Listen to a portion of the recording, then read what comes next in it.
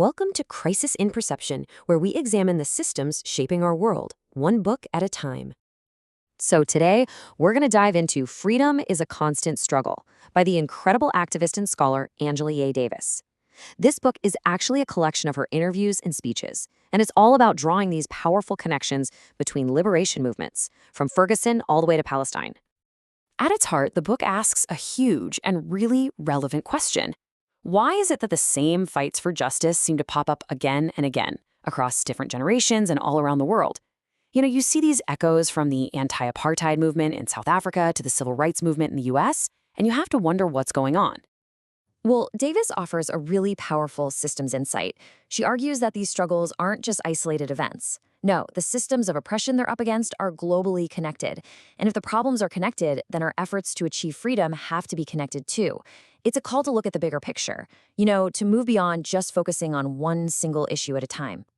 To make this concrete, the book draws these really direct and, frankly, startling lines between events that seem totally separate. For instance, Davis points out the similarities between the police response in Ferguson, Missouri, and the military occupation in Palestine. And we're not just talking about similar gear, right? We're talking about shared training programs and actual tactics of state violence that get exported and used all over the world. And that's really the whole point. Seeing these connections is the work. Davis calls this a feminist process, which is a really interesting way to frame it. Why? Because it's all about refusing to separate issues of race, from gender, from class, from nationality. It challenges all of us to build a much broader, more inclusive kind of solidarity, one that gets how all these different forms of oppression actually prop each other up.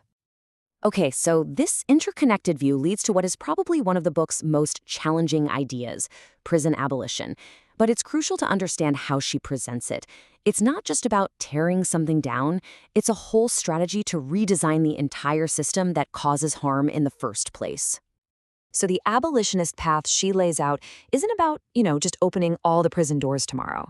It's a process. It has three big parts. First, you have to tackle the root causes of harm, things like poverty, racism, and the lack of education.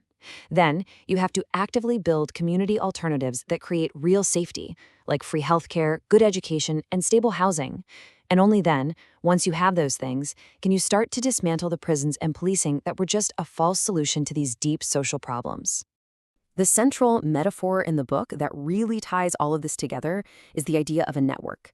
Davis actually pulls from Martin Luther King Jr.'s idea that we're all caught in this, quote, inescapable network of mutuality. So what does that mean? It means when you apply pressure in one spot, whether that's in Ferguson or Palestine, it sends ripples everywhere. But, and this is the crucial part, so does resistance. Suddenly, solidarity isn't just a nice idea. It becomes this incredibly powerful force within that web.